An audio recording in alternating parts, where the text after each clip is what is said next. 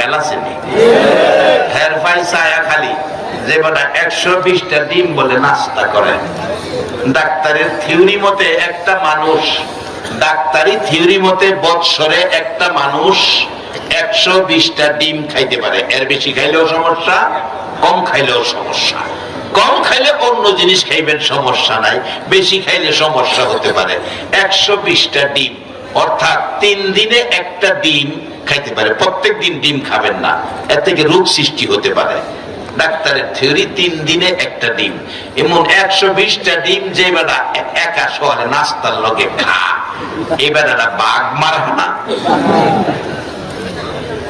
দাঁড়াইয়া গেছে গা, দাঁড়াইয়া হের পয়সায় হের জুনাইদের 1-0 তরবারি ওরা বয়ে গেছে গা। হ্যাঁ বইল কি লেগা 1800 খ্রিস্টানের মাই যে একজন মুসলমান আখিরি নবীর উম্মত। হ্যাঁ বইল কি লেগে হ্যাঁ খারই তো কহেরে দেখি আমি। তার বন্ধু টানতাছে, দোস্ত বউ বউ বসো বৈশা যাও। না হেরে দেহুম বয় না। ফাদ্রি কয় আপনার নাম কি? আমার নাম জুনাইদ। আপনার পরিচয়? আমি আখিরি নবীর উম্মত। আজকে আজকে আজকে আলোচনা আপনার সাথে হবে। জুনাইদ আমার সাথে কথা কন। হেরা বুঝে না, হেরা বুঝে না, আমার সাথে কথা কন। কি কথা বলবো? আপনি আখিরি নবীর উম্মত? কাহা আপনার সাথে আমার কথা। আপনাকে আমি 2টা প্রশ্ন করব। কি? আল্লাহ নাকি বলছে বেহেশতে একটা ফলের গাছ, এক গাছে সারা বেহেশতে ফল দিবে, এটা কি সত্য? জুনাইদ বলেন হ্যাঁ। আর এই গাছের ফল সকালে খাবে যে মজা, বিকালে খাবে ভিন্ন মজা। জীবনেও এটার মজা কমতো না, বরঞ্চ দিন দিন বাড়বো। সকালে সকালে যে মজা, বিকালে ডবল মজা, বাসি হইতো না। এটা কি সত্য? জুনাইদ বলেন সত্য। এই ব্যাপারটা আমি জানতে চাই। আপনি কি জানেন না? জানলে আপনারা জিজ্ঞাসি। যদি আমার কাছ থেকে শিখতে হয়, পাদ্রী আপনি হবেন ছাত্র আর আমি হব শিক্ষক। শিক্ষক নিচে বইরিছে, ছাত্র উপরে বইরিছে। এই এই শিক্ষা জুনাইদ দেয় না। এটা আখিরি নবীর উম্মতের আদর্শের নাই। আজকে সে কোরআন সুন্নাহর ছায়া তলে আমরা নাই বিদায় মাঝে মাঝে পত্রিকার মধ্যে পাই ছাত্রর হাতে শিক্ষক নাজেহাল, ছাত্রর হাতে শিক্ষক নাজেহাল। বাজান কোরআন সুন্নাহয় কি শিক্ষা দিল? একটুখানি চলুন আমরা আরবে যাই। আরবের ইতিহাস। একটা ছেলে কোরআন শিখে, সুন্নাহ শিখে মাদ্রাসায় পড়ে। মাদ্রাসার ছাত্র খালি পায়ে যায়, পাথরের কণা বালু, হাঁটতে হাঁটতে বালুর কণা দিয়ে কষ্ট হয়। বড় হুজুর প্রধান শিক্ষক জিজ্ঞেস করলেন, বাবা এদিকে আসো, তোমার জুতা নাই? জি হুজুর জুতা নাই। তো মনে কিছু নিও না, আমার একটা কাপড়ের জুতা আছে, একটু সিরা, 4 আনার পয়সা দেই, সিলাই করে কালকা পায়ে দিয়ে আইসো। ছাত্র হুজুরের জুতা নিছে, শিক্ষকের জুতা। শিক্ষকের জুতা কি আদর্শ নবী রেখে গেলেন। এই শিক্ষকের জুতা লইয়া বাড়ি যাইতেছে আর চিন্তা করতেছে, শিক্ষকের জুতা আমি ছাত্র পায়ে দিব কিভাবে? বাড়ির কাছাকাছি গিয়ে 2 আনার সোডা কিনছে, বাড়ি গিয়ে ডাকছে, মা, মা গো, মা, ও মা, মা আমার একটু গরম পানি করে দিবা। গরম পানি বসাইলেন, সোডা দিলেন, পানি লাল টকবক। জুতা 2টা ছাইরা দিছে, গরমের আবাস। রাবার নিচে, কাপড় উপরে। 2টা কাপড় ধুইয়া পরিষ্কার করে সারা দিনে শুকাইছে। বিকাল বেলা দর্জির ঘরে গেছে বাচ্চাটা, গিয়া বলছে, চাচা আমার এই 2টা কাপড় একত্রিত করে আমার একটা টুপি বানাইয়া দেন। হাওয়ার জুতারে নিচে টুপি বানাইতো। এই আদর্শ মুসলমানের থাকবে। একবার বলুন আল্লাহু আকবার। এই আদর্শে যারা আদর্শিত হয়েছে তারা কি কোনদিন শিক্ষককে নাজেহাল করতে পারবে কিনা বলুন? বাজান আমরা সেই নবীর উম্মত, সেই নবী পাইছি, সেই নবী পাইয়া জীবন ধন্য। সকল নবীর উম্মতের চাইতে আমরা দামি হয়ে গেছি। বাজান খালি নামে দামি না, আদর্শ দিয়া দামি হইতে হবে। আদর্শ দিয়া দামি হইতে হবে। বাচ্চাটা ডাকতেছে, চাচা আমাকে একটা টুপি বানাইয়া দেন। দর্জি বলছে, বাবারে এই তো টুপির কাপড় না, মোটা কাপড়, জুতার কাপড়। বাচ্চাটা ডাকতেছে, চাচা 2 আনার পয়সা দিব, 2 আনার পয়সা দিব, কষ্ট করে এটা দিয়া টুপি বানাইয়া দেন। এবার আবেগ দেখে বাচ্চা মানুষ টুপির আকৃতি করে দিলেন। পরের দিন এই টুপি মাথায় দিয়ে যাইতেছে মাদ্রাসায়। শিক্ষক তাকিয়ে আছে পায়ের দিকে, পাউটা খালি, মনটা কষ্ট, ছাত্র কথা শুনলো না। অফিসে যাইয়া মনে ব্যথা নিয়ে বসে আছে, ছাত্র বুঝতে বাকি নাই, উস্তাদ রাগ হয়ে গেছে। দরজার কিনারে যাইয়া এতিমের মতো কাঁদতেছে, চোখের পানিতে জামা কাপড় ভিজতেছে। উস্তাদের নজরে পড়লো, ডাক দিল, এদিকে আয়, কান্দোস কেন? হুজুর কান্দি, আপনার মনটা ব্যথা, আমার প্রতি কষ্ট। হুজুর কেন আমার প্রতি মন কষ্ট করলেন? কষ্ট করব না, জুতাটা দিলাম পায়ে দিলে না, খালি পায়ে আইলি, কেন আমার কথা অমান্য করলি?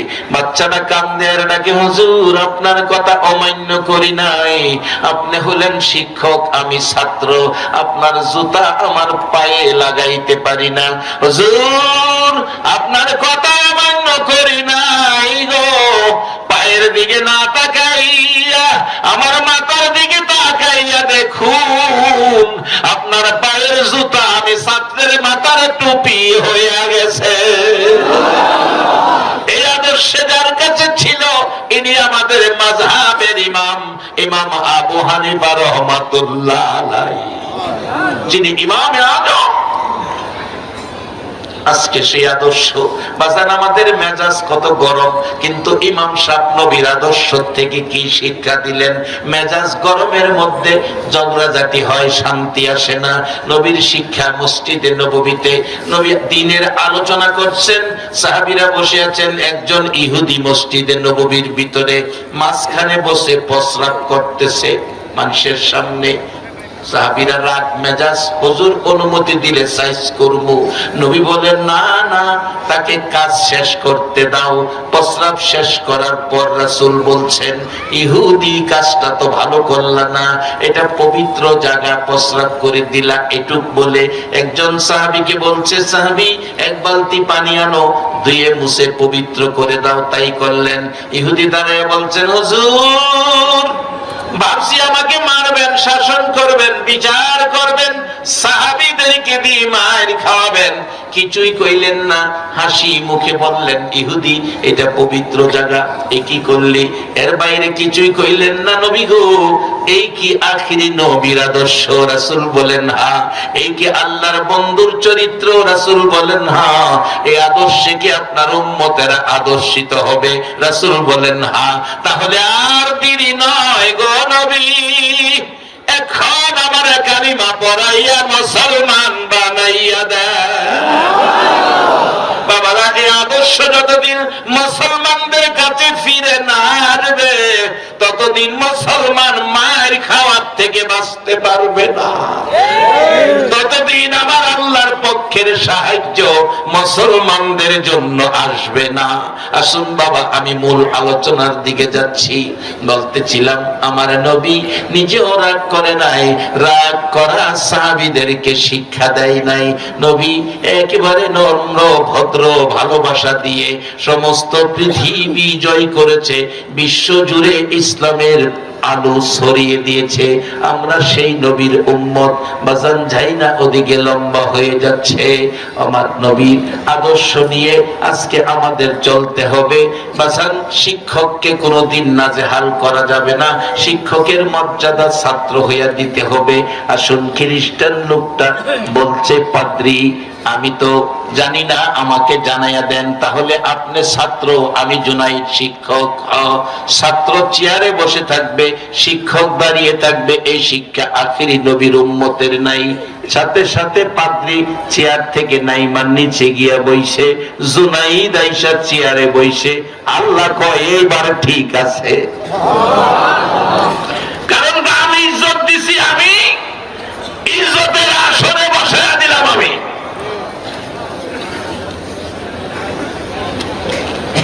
কুরআন বলছে, কুনতুম খায়রা উম্মাতিন উখরিজাত লিন-নাস। এবার প্রশ্ন করতেছে জুনাইদ, দেখে পাদ্রী কি বলছিলেন?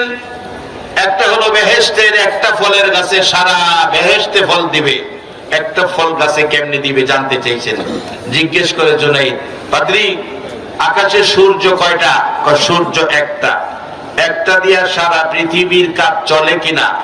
আপনারা কি কন, চলে না আরো 2-4টা লাগবো? না আরো 1-2টা লাগবো? চৈত মাস আইতেছে, আর 1-2টা লাগতো? একটাই তো বাপ দাহন লাগে। পাদ্রী কয়, হ্যাঁ একটা দিয়া তো চলে। তো দুনিয়ায় যদি একটা দিয়া আল্লাহ সারা পৃথিবী এক সূর্য দিয়া চালাইতারে, হে আল্লাহ কি এক ফলের গাছ দা সারা বেহেশত চালাইতারে না? পাদ্রী কয়, জুনাইদ যুক্তিসঙ্গত উত্তর, সঠিক পাইলাম, বুঝা পাইছি। এক গাছের ফল খাইবো, সকালে যে মজা বিকালে ডবল মজা, মজা কমবে না, এটা কি? পাদ্রী প্রশ্ন করলে জুনাইদ জবাব দেয়, জুনাইদ আমার নবী উম্মতের জন্য নামাজ আনছে। এই যে নবীজি নামাজ নিয়ে আসলো মেরাজের সফর করে, এই যে নামাজ সেদিন থেকে শুরু হলো আজ পর্যন্ত আমরা যে নামাজ পড়তেছি, নামাজের দাঁড়াইয়া প্রথম সূরা পড়ি, সূরাটা কোন সূরা? সবাই বলো। আরে বাজান পড়েন আর না পড়েন, স্বীকারটা তো করবেন। কোন সূরা? সূরা ফাতিহা। এই যে 1400 বছর আগ থেকে সূরা ফাতিহা নামাজ শুরু করেই পড়া শুরু হইছে, এই পর্যন্ত কি কোন মুসল্লি ইমাম সাহেবরে কইছেন, ইমাম সাহেব হুজুর এই ফাতিহাটা আর কত পড়বেন? এটা আমরা বদলাইন না, এটা পুরানো হয়েছে, এটা মজা লাগে না, এরকম কি কেউ কইছে? জুনাইদ বলছেন, পাদ্রী সূরা ফাতিহা নামাজে আজকে শত শত বছর যাবত চলছে, এটার মজা যেমন কমে না, বেহেশতি ফলের গাছের ফলের মজাও কমে না। পাদ্রী কয়, জুনাইদ যুক্তিসঙ্গত উত্তর। এবার ডাকতেছে খ্রিস্টানরা, স্যার আপনারে চেয়ারতে নামাই দিছে, আপনারে কোন প্রশ্ন করতো, জবাব দিয়ে আপনি জুনাইদরে নামাই দেন। আখিরি নবীর উম্মতের ইজ্জত কে দিছে? জোরে কর। এখন ইজ্জত ধরে রাখার দায়িত্ব আমরা আসেনি বাজান? তাইলে কি দুধ পানি দিবেন? দুধ পানি দিবেন? ভাই বোনের হক মাইরা খাইবেন? বাবা আধা কানি জমি বিক্রি কইরা আপনারা বিদেশ পাঠাইছে টাকার শর্ট, মা আধা বুড়ি স্বর্ণ বিক্রি করছে, মার আধা বুড়ি স্বর্ণ বাবার আধা কানি জমি বিক্রি কইরা ছেলেরে বিদেশ পাঠাইছে, জাবালা বউয়ের নামে অ্যাকাউন্ট কইরা গেছে। ঘুমায় গেছেন না বাবা? এই কাজটা কি ঠিক হইলো? এর লাগি তো মুসলমান ফিডা খা, আরো খাইব, পাওয়ানো সময় আছে, লোন আমরা জায়গা মতো জায়গা।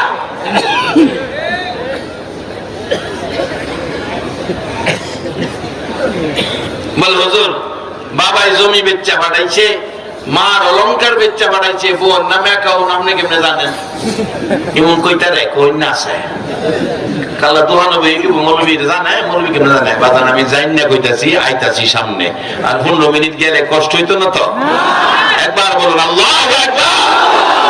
আমি বলবো আপনাদের জীবন ধন্য যারা আজকের মাহফিলের আয়োজক, যারা এই মাহফিলে নবীর রেখে যাওয়া কোরআন সুন্নাহর ছায়ার নিচে বসে আছেন। আল্লাহ যেন হাসরের দিন আমার নবীর সামনে আরশের নিচে যেন আপনাদেরকে ছায়া দান করে দেয়। এই ক্ষমতা আমার আল্লাহর আসেনি? আসেনি? পারবনি আল্লাহ দিত? এই জন্যই আমরা আল্লাহরে মালিক বানাইছি। বলুন আমাদের মালিক কে? আল্লাহরে মালিক বানা বড় লাভজনক ব্যাপার। জুনাইদ কইতেছে, পাদ্রী তার বক্তরা কইতেছে, পাদ্রী জুনাইদরে প্রশ্ন করেন, আপনার প্রশ্নের জবাব জুনাইদ দিয়াছি আরো বেশি, আপনি প্রশ্ন করেন জুনাইদরে, জুনাইদের প্রশ্নের জবাব, জুনাইদ কোক প্রশ্ন আপনারে, আপনি জবাব দিয়া জুনাইদরে নামাইয়া আপনি সিয়ারেও বেজেন গিয়া। আল্লাহ কয় বই তো হ্যাঁ নিচে নামাইছি, আখিরি নবীর উম্মতের উপরে কেউ যেতে পারবে না, তবে বাজান দুধ পানি দিয়েন না। আর একটা লোক আছে উস্তাদের চাউল কিনতে গেছি 1 মন কেজি না তখন মন, 1 মন চাউল। বাচ্চা হইল ছোট বাচ্চা, আমি দেখতেছি একজখানা ধরি 250 চাউল 1 মনের মধ্যে কম দিতেছে। দিছে বস্তা বাইন্দা রিক্সা তুলুন, এমন টাইম কইতেছে বেচা চাইল পেলাম 250 কম দিচ্ছেন, তবে এটা হুজুরে খাই লাগবো, যেটা কম দিচ্ছেন এটা পেলাম রইলো, আখেরাতে দেউন লাগবো। হ্যাঁ পাত্তি পাত্তি কথা কসবে না, আমি কিনা পাত্তি না, চাউল কম দিচ্ছেন, আমাদের উপকার করছি, আপনারা জানাই গেছি। আরেকজন কন্যা কয় কি হয়েছে, আমি 250 চাইল কম দিয়ে মাইপা দিছি। হেবেড়া করে হান এমনি রাখেন, এই তুমি কম দিচ্ছ না, এই পেছনে কইতেছে। আরেকজন মধ্যস্থতাকারী আইনা আবার চাউলটা ডাইলে মাপছে 250 কম, মাত্র আসরের নামাজটা পড়াইছে, মাথার টুপি আছে। লোকে কয় মিয়া আপনি নামাজ পড়াইছেন, টুপি মাথার মধ্যে, এই চাউলটা কম দিলেন, টুপিটা লাগায় নামাজটা পড়া, এই টুপিটা মাথার চাউলটা কম দেওয়া কাজটা কি ভালো হইলো? চাউল দোকানদার কয় এটা নামাজের টুপি না, পকেটে টুপি বাইর করে কয় এটা নামাজ পড়ি আর এটা দিয়া চাউলের ব্যবসা করি।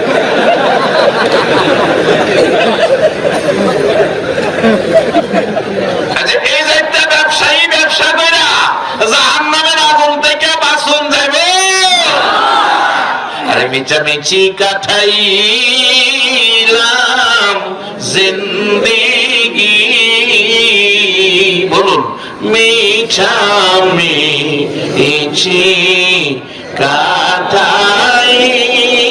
কাটাইলাম জিন্দেগি, চোখে দেখা হারাইলাম বন্দেগি, হায়রে চোখে দেখা হারাইলাম বন্দেগি, কার বাবা রে কার বাবা কারবা কি কার বাবা আরে কার বাবা কারবা অন্ধকার কো বরে হবে বসতি, হাইরে অন্ধকার কো বরে হবে এই দুনিয়া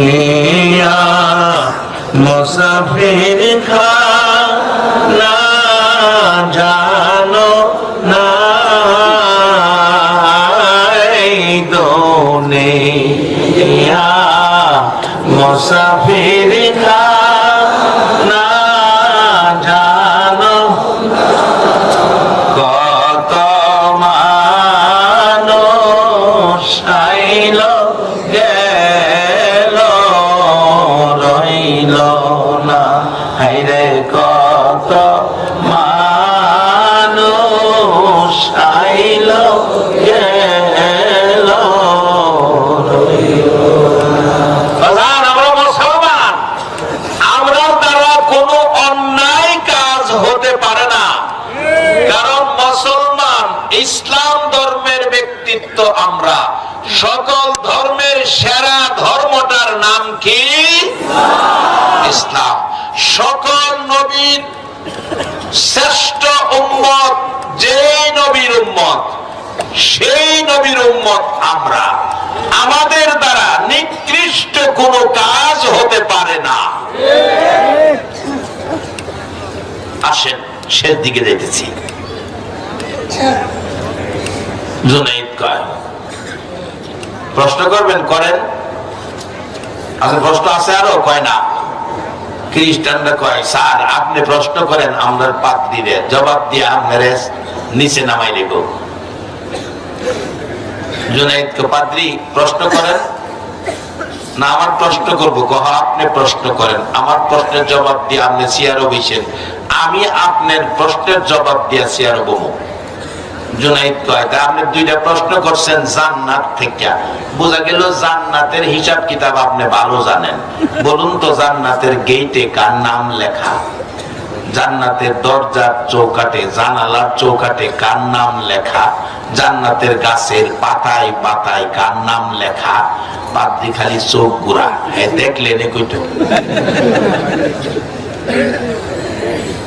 জুনাইদ চাপ দিলেন, বলেন কিছুক্ষণ চোখ ঘুরাইয়া খ্রিস্টানরা কইলাম কেমনে দেখলেন কোথাও? জুনাইদ ডাকে আল্লাহ, এটা ডাক দেন আল্লাহ, আরেকটা ডাক দেন আল্লাহ। আল্লাহরে ডাকলে আল্লাহ খুশি না বেজার? ও যুবক, আবারে একটা বার যদি তরুণ, একটা বার যদি মহব্বতে অন্তর থেকে আল্লাহ হয়ে ডাকটা মারো, এক ডাকের জবাব আমার আল্লাহ 70 বার দিয়া থাকে। বাজার আর বাজে গল্প গুজবে না গিয়া সুযোগ পাইলে আল্লাহরে ডাকো, একদিন তোমার নাম অলির খাতায় উঠে যাবে। ডাকতেছে আল্লাহ, জুনাইদ ডাকে, ও আল্লাহ, পাদ্রীকে বেহেশত পর্যন্ত দেখার শক্তি দাও। আল্লাহ ওয়ালাদের ডাক আল্লাহ শুনে কিনা? সাথে সাথে পাওয়ার দিল, শক্তি দিল। জুনাইদের চোখ, পাদ্রীর চোখ খুলে গেল। পাদ্রী দেখে বেহেশতের গেটে আমার আপনার নবীর নাম লেখা। চৌকাটে, জানালা দরজার চৌকাটে, বেহেশতের ফলের গাছের পাতায় পাতায়, ফিলারের গোড়ায় গোড়ায় এক সাইডে আল্লাহ আর এক সাইডে মুহাম্মদ লেখা। এবার ডাকতেছে জুনাইদ, বেহেশতের গেটে দরজা জানালা চৌকাটে দেখি মুহাম্মাদুর রাসূলুল্লাহর নাম লেখা। পাদ্রী বলেন জুনাইদ আর খ্রিস্টান থাকতে রাজি না, এখন কালিমা পড়াইয়া আখিরি নবীর উম্মত বানাইয়া দা। আখিরি নবীর উম্মত হইয়া গেলেন পাদ্রী। আদর্শ খ্রিস্টান বলে, পাদ্রী আপনি যেই দিকে আমরাও সেই দিকে। বাজান আদর্শ দেখে, কার্যকলাপ দেখে বিধর্মীরা কালিমা পড়বে, এটা হলো মুসলিম জীবন। আসুন সেই মুসলিম জীবন করি, মুসলিম জীবন গঠন করি। বাজান বিবির নামে অ্যাকাউন্ট করে বিদেশ চলে গেলেন, বাবা জমি বিক্রি করে টাকা দিল, মা অলংকার বিক্রি করে টাকা দিল, বিবির নামে অ্যাকাউন্ট করে গেলে বলুন মা বাবার মনে ব্যথা, দুঃখ, কষ্ট আছে কিনা? বলবেন হুজুর আপনি কেমনে জানেন? বাজার বৈরব ইসলামী ব্যাংকে গেলাম, ক্যালেন্ডার না কি আনবার লেগিয়া ম্যানেজার সাহেব পরিচিত, যাওয়ার পরে দেখি মহিলারা লেগিয়া ভিতরে ঢুকতারি না। কোন রকম ধাক্কাইয়া গিয়া ম্যানেজারের রুমে বসলাম। স্যার কি ব্যাপার স্যার, কি শুরু করছেন? আপনার কি আজকে অনুষ্ঠান আছে? কেন, কি মহিলা দিবস নাকি? কই কেন? এত মহিলা ব্যাংকে জায়গা নাই। হুজুর খবর রাখেন না, আজকাল বিদেশি টাকা যায় সব মহিলাদের নামে, অ্যাকাউন্ট যা আছে সব মহিলাদের নামে। বলবেন হুজুর শুধু এটাই না, আরো বাস্তবে আসুন। ডিসেম্বর মাসের প্রথম দিকে, বাজান এই ডিসেম্বরের প্রথম দিকে মাহফিলে যাচ্ছি নারায়ণগঞ্জ, টেলিফোন আসছে সন্ধ্যা 7টার দিকে, রিসিভ করলাম। বলছে হুজুর আমি ইটালি থেকে বলছি, ইটালি থেকে বলছি। কি ব্যাপার? হুজুর আপনার ওয়াজ বাস্তব, ইটালিবাসী আপনাকে নিয়ে আজকে আলোচনা করছি। কি আলোচনা? হুজুর বরগুনা বাড়ি, বরিশাল বরগুনা বাড়ি, একটা ছেলে আমাদের সাথে ইটালি থাকে, অসুস্থ হলো, তাকে ডাক্তারের কাছে নিয়ে গেলাম হসপিটালে। যাওয়ার পর ছেলেটা মারা গেছে, হসপিটালে মারা গেছে। হুজুর তার ডায়েরি খুলে দেখি, তার ডায়েরির মধ্যে বিবির নাম্বার, অ্যাকাউন্ট নাম্বার ও বউয়ের নামে। টেলিফোন করলাম বউয়ের কাছে, বোন রে তোমার স্বামী মারা গেছে, তোমার স্বামী মারা গেছে। টাকা পাঠাও, লাশটা হসপিটাল থেকে বাহির করতে হবে, লাশটা বাংলাদেশে পাঠাবো। বউ জবাব দিচ্ছে, মারা গেছে, মরা মানুষ টাকা দিয়া ইটালি থেকে বাংলাদেশে আনলে লাভ হবে কি? মাটি দিলে পয়সা গইলা মাটি হইয়া যাবে, মাটি টাকা দিয়া আইনা কোন লাভ? কেন টাকা খরচ করব? প্রয়োজন নাই আনার, সিস্টেম যদি থাকে সেই দেশে মাটি দিলেন। ফাইসালা দাঁড়িয়েছে। হুজুর বিশ্বাস করবেন না আর না করবেন, ডায়েরির মধ্যে দেখি ভাই বোনের নাম্বার, টেলিফোন করেছি ভাই বোনদের কাছে, ভাই বোন গড়াগড়ি করে কাঁদতেছে, এরে আমার ভাইয়ের বন্ধুরা, ইটালি থেকে আমার ভাইয়ের লাশটা দেশে পাঠাইয়া দাও, লাশটা দেশে পাঠাইয়া দাও। আমার ভাইয়ের জীবনের শেষ দেখা দেখা দেই, মরা ভাইকে আমরা জীবনের শেষ দেখা দেখব। অবশেষে বললাম টাকার প্রয়োজন, টাকা দরকার। বলতেছে টাকা তো আমাদেরকে দেয় নাই, তার বউয়ের নামে অ্যাকাউন্ট, সব টাকা বউয়ের নামে আসে, উত্তরা বাড়ি করে বউ উত্তরা থাকে, আমরা গরিব মানুষ, আমরা টাকা পাই না। হুজুর তারপরে মার নাম্বার পায়, মার কাছে টেলিফোন করলাম। বাবাজান ডিসেম্বরের প্রথম দিকের ঘটনাটা, টেলিফোন করলাম, মা টেলিফোন রিসিভ করে শোনা যায় মা কাঁদতেছে। জিজ্ঞেস করি, মা গো আমি ইটালি থেকে বলছি, কাঁদতেছেন কেন? আমি একটা কথা বলার জন্য টেলিফোন করেছি। মা জবাব দিচ্ছে, বাবা আমারও একটা ছেলে ইটালি থাকে রে বাবা, আমারও একটা ছেলে ইটালি থাকে। মা আপনি কাঁদতেছেন কেন? আমি তো এখনো কোনো খবর দেই নাই। মা বলতেছে, বাবা গো আমারও একটা ছেলে ইটালি থাকে, সকাল থেকে কাঁদতেছি, কেন জানি রে বাবা, আজকে সকাল থেকে আমি মার কলিজায় আগুন জ্বলতেছে,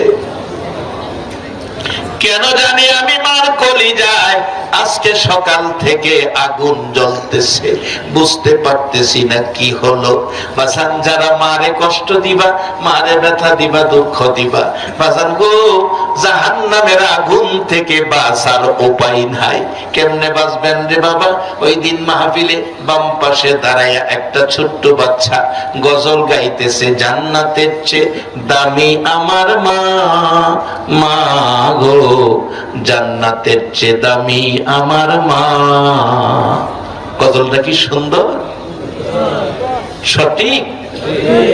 জান্নাতের চেয়ে দামি আমার মা, মা গো জান্নাতের চেয়ে দামি আমার মা।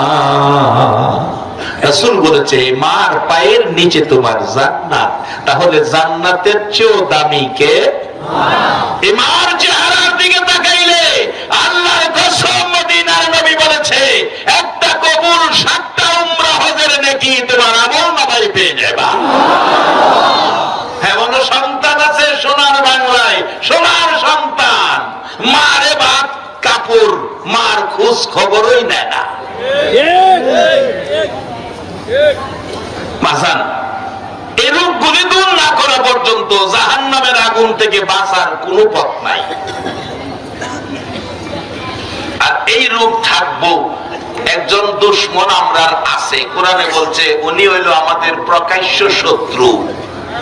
হ্যাঁ, আমরা কেমনে জাহান্নামের আগুনও নিব এই চেষ্টা খালি আমরা পিছে লাগাই। চিনছেন তাই দে?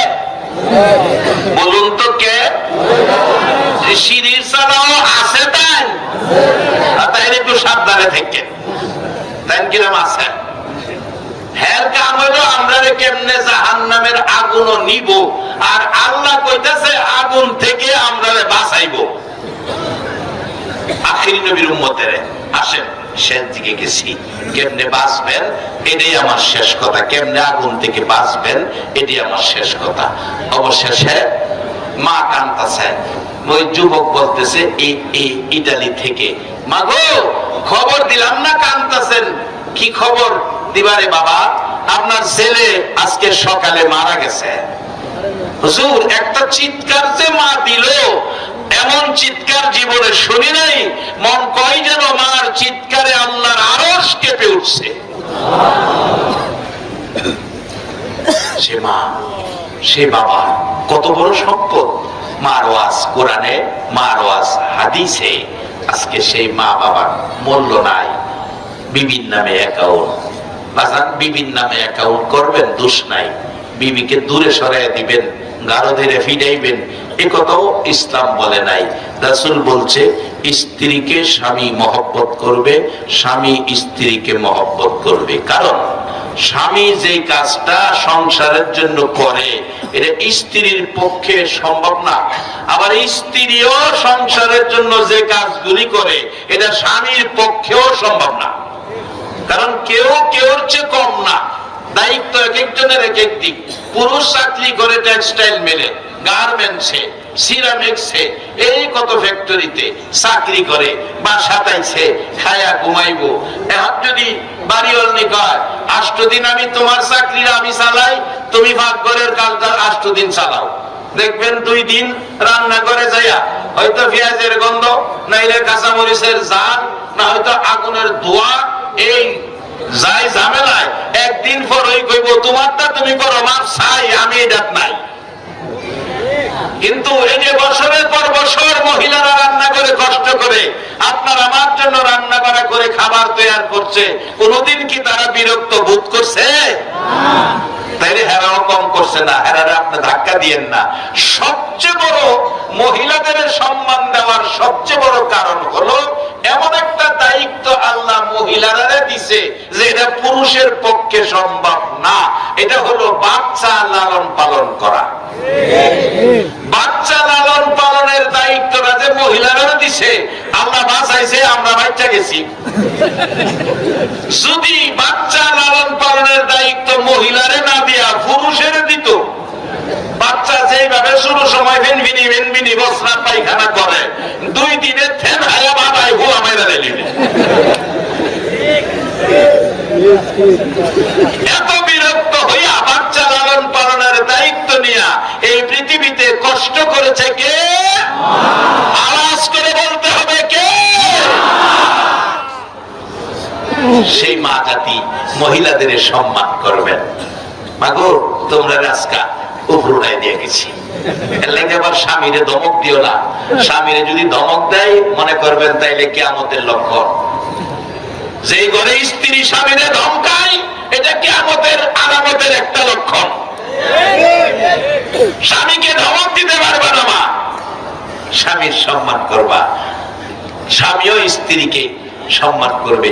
এই কাজগুলির দিক চিন্তা করতে যায় ইসলাম বলছে। তাইলে ইসলামের মধ্যে তিক্ততা, অশান্তি, দুর্নীতি, মারামারি, মোরামুরি, খিলাখিলি, সন্ত্রাসী এই জাতীয় কোন জিনিস ইসলামের ভিতরে, সবাই বলতে হবে এই জাতীয় কোন জিনিস ইসলামের ভিতরে যা আছে সব শান্তি। 100% শান্তির ধর্মটার নাম হলো, সবাই বলুন 100% শান্তির ধর্মটার নাম কি? ইসলাম। একজনের সাথে আরেকজন সালাম ব্যবহার করবেন হাসি দিয়া, হাসি দিয়া। একজনের সাথে হাসি দিয়া যদি কথা বলে, হাসি দিয়া এক ভাই আরেক ভাইয়ের সাথে হাসি মুখে কথা বলার কারণে তার আমলে সদকা করার নেকি আল্লাহ দান করে দেয়। চিন্তা করছেন কত সহজ? হাসি মুখে কথা বললে সদকার নেকি দেয়। বাজান আসেন এবার আগুন থেকে বাঁচেন। শেষ কথা, আল্লাহ আখিরি নবীর উম্মতের আগুন থেকে বাঁচার কথা কইছে। শয়তান টানতাছে আগুন নিত, এখন আপনারা আগুন থেকে বাঁচবেন। কিভাবে বাঁচবেন? এই যে দেখেন সহজ পথ। আল্লাহ হাবিব স্বপ্ন যুগে ইমাম গাজ্জালি সাহেবকে জানিয়ে দিলেন, গাজ্জালি তোমার মহল্লা একটা লোক মারা গেছে, লোকটা বেহেশতি, লোকটার নাম আব্দুর রহমান। সকালে গাজ্জালি তালাশ করলেন আব্দুর রহমান বেহেশতি লোকটাদের দেখি নবী কয়ে গেছে। বেহেশতি লোকটা দেখে বলছে কি ভাগ্য। আচ্ছা বাবা লোকটা কি আমল করতো? এলাকাবাসী কাঠ মিস্ত্রির কাজ করতো, শ্রমিক মানুষ, শ্রমিক মানুষ, বেশি আমল তো দেখি নাই। তার বিবির সাথে কথা বলি, পর্দা কেটে দিচ্ছে, পর্দার ভিতরে বিবি, বাইরে ইমাম গাজ্জালি। অন্ত এই পর্দাও নাই। ডাক্তার লাল মিয়া ভাই বাড়িতে আছো? না বাড়িতে নাই। তো ভাই যখন বাড়িতে নাই ভাবিরই দেখে যাই। ভাই বাড়িতে হ্যাঁ ভাবিরে দেখে যা। কে দিছে তোমাকে সেই অধিকার ভাবিরে দেখার জন্য? আরেকবার বউ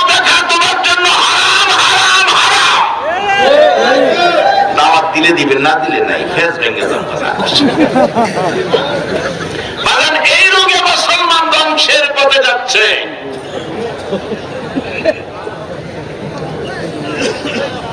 আল্লাহ এই রোগ থেকে আমাদেরকে হেফাজত করুক সকলে। আগুন থেকে বাঁচেন, একবারে সুন্দর পথ। রাসূল বলছেন, মাগো তোমার স্বামী কি আমল করছে? মহিলারা কান দেয়ার ডাকে, হুজুর আমার স্বামী হাতুড়ি দিয়া বাড়াল দিয়া কাজ করে, কাঠমিস্ত্রি, দুইটা কাঠের জোড়া দেওয়ার জন্য পরিবেশ করে, জোড়ার মাঝখানে লোহা তার কাটা মারবে, হাতুড়ি উপরে উঠাইছে। হুজুর এমন সময় যদি মসজিদের মিনারায় আল্লাহু আকবার আযান হয়ে গেছে, এই আযানের আওয়াজ কানে লাগলে আল্লাহর কসম পিছনের হাতুড়ি সামনে আনে না, দৌড়াইয়া মসজিদে চলে যায়। এই একটা আমল দেখেছি। হুজুর আর একটা আমল আছে। কি আমল মা? আপনার সামনে একটা কাদের থাক দেখা যায়, হ একখান কোরআন শরীফ আছে, হ হুজুর আমার স্বামী কোরআন পড়াও জানে না, এশারের নামাজ পড়ে ঘরে আইসা অন্য মানুষ কোরআন শরীফ পড়ে না, খায় ঘুমায়া যায়, আমার স্বামী ঘরে আইসা গো হুজুর খাবার চায় না, বিছানায় শুই না, টান দিয়া কোরআন শরীফ বুকে লাগাইয়া গো পাগলের মতো কান্দে, চোখের পানিতে জামা কাপড় ভিজে বালিশের উপর কোরআন শরীফ রাইখা একটা একটা পৃষ্ঠা করে উল্টায় আর কান্দে।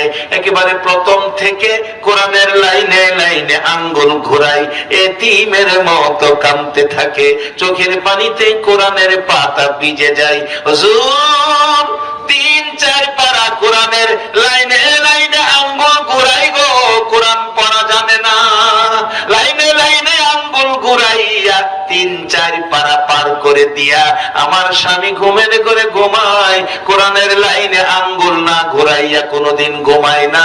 এই দুইটা আমল দেখেছি। গাজ্জালি বলেন, টান দিয়া কোরআন নামাইলাম পৃথিবীর মানুষের রে, কোরআন খুলে দেখি কোরআনের পাগলের চোখের পানি পাতায় পাতায় বাসে। এই দুইটা আমলের বিনিময় আমার আল্লাহ মদিনাওয়ালার মাধ্যমে আগুন থেকে বাঁচাইয়া জান্নাতের খবর পাঠাইয়া দিছে। বাগো মেয়ে লোকেরা, ও বাবার ভাইয়েরা, সকলের জন্য এই দুইটা আমল সহজ। আপনাদের কাছে যারা আমার বয়সে বড় পায়ে ধরে অনুরোধ করে গেলাম, যারা আমার বয়সে ছোট হাতে ধরে অনুরোধ করে গেলাম, কোরআনের পক্ষে থাইকো, হাদিসের পক্ষে থাইকো। আমার নবী নিজে দুনিয়া থেকে বিদায় হওয়ার আগে বলেছে, উম্মতেরা রে, আমি নবীর রহমতের হাত তোমাদের উপর থেকে চলে যাবে, আমি নবী চলে যাব, তোমাদের জন্য দুটো জিনিস রেখে গেলাম, একটা হলো আল্লাহর কোরআন, আর একটা আমি নবীর সুন্নাহ, আমি নবীর হাদিস। এই দুইটার ছায়া তলে যারা থাকবে দুনিয়া ও আখিরাতে তোমরা কামিয়াবি হয়ে যাবে। আল্লাহ আমাদেরকে সেই কোরআন সুন্নাহ মেনে চলার তৌফিক দান করুক। যে আলোচনাগুলো করেছি এগুলি বুঝে শুনে চলার তৌফিক দান করুক। সকলে বলুন আমিন। বাজান আসুন আমরা দোয়া করব। দোয়ার আগে আপনাদের কাছে একটু দোয়া চাইছেন। আজকের কমিটি মসজিদের কাজ শুরু করবে, আল্লাহ যেন মসজিদটা যাকে পছন্দ করেন ওই রকম ব্যক্তি দ্বারা মসজিদের কাজটা যেন আল্লাহ সম্পূর্ণ করেন, এই দোয়াটা চাইছে। তারা মসজিদ ভাঙ্গা নতুন করে নির্মাণ করবে। আমরা দোয়া করব আল্লাহ যেন এমন কিছু ব্যক্তি এলাকায় যেন আল্লাহ কবুল করে নেয়, যাদের সহযোগিতায়, যাদের দ্বারা মসজিদের কাজটা হবে, এমন ব্যক্তি যাতে এই এলাকায় জন্ম হয়। বাজান আমি তো টাকা চাইছি না, দোয়া না ফিরে যাইতেছেন গা। আমি টাকা চাইছি আপনাদের কাছে, দোয়া না ফিরে গেলে কেমনে? হাদিস শরীফে রাসূল বলছেন, আর দোয়াও মুখুল ইবাদা, সব জিনিসের সারমর্ম দোয়া। আজকের মাহফিলে আসার সার্থকতা হবে দোয়া। দোয়াই শরীক হয়ে যাবেন। তবে আমি বলছিলাম মসজিদটা কাজ করবে, আপনাদের কাছে দোয়া চাইছে, টাকা চাইছে না, দোয়া। দোয়া না করবেন এরপরে উঠে যেতেছেন, তাহলে বোঝা গেল মসজিদ হোক এটা আপনারা চান না। যাই হোক, এখন দোয়া হবে। দোয়ার আগে আমার ব্যক্তিগত ভাবে আল্লাহ কাকে পছন্দ করছে এমন কয়েকজন মানুষ শুধু আমি দেখবো, সকলকে বিরক্ত করব না। যে আমি এখানে একজন মানুষ চাই মসজিদটা শুরু করবে নতুন করে, ভাঙ্গিয়া নতুন কাজ করবে, এমন একজন মানুষ কোন মা পেটে রাখছে, এই ব্যক্তিটা কে হবে? হুজুর আমি এই মসজিদের জন্য 20,000 টাকা, প্রথম নামটা আমার লেখেন, আমি 20,000 টাকা দিব। এই একটা মানুষ দেখি।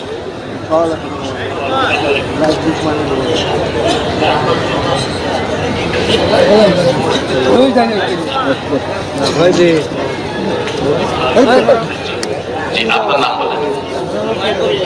মোহাম্মদ হুমায়ুন কবির মোল্লা। আমি সবাইকে বিরক্ত করবো না, আপনারা চিন্তা করেন না। আপনারা উঠে যেতেছেন গা, মনে করছেন যে পকেটের টেহানি নেই গা, নিতাম না। এই মসজিদের প্রথম ইমাম এই মোল্লা সাহেব। মসজিদ শুরু হয়েছে বেশি দিন হয় নাই মনে হয়, অনেক আগেই। আচ্ছা যাক, এখন নতুন করে নির্মাণ করা হবে। মসজিদ কার ঘর বলুন? বলুন আরো জোরে। আমরা কার গোলাম? আমরা দুনিয়াতে মানুষ হিসাবে সম্মান দিয়া পাঠাইছে কে? এখন হে আল্লাহর কথাই তো কইতেছি, এখন এটা লেগে তো যাইবেন গাতে, এটা তো হয় না, এটা অসুন্দর হয়ে যা। মোল্লা সাহেব প্রথম নামটা উঠাইলেন, 20,000 টাকা। সবাই বলুন মারহাবা। আরেকটা 20 দেখি, আরেকটা 20। আজকের সম্মানিত সভাপতি, অসুস্থ ব্যক্তিত্ব, আমার শ্রদ্ধাভাজন ভাই, আমার অত্যন্ত মহব্বতের ব্যক্তি জনাব আলহাজ ডাক্তার নুরুল ইসলাম সাহেব এই অসুস্থতা নিয়ে সভাপতির দায়িত্বে বসে আছেন। আল্লাহ, ও খোদা, আমি আমার ভাইয়ের জন্য তোমার কাছে ফানা চাই, ভাইকে সুস্থ করে নেক হায়াত দাও। আমার ভাই সভাপতি আলহাজ ডাক্তার নুরুল ইসলাম সাহেব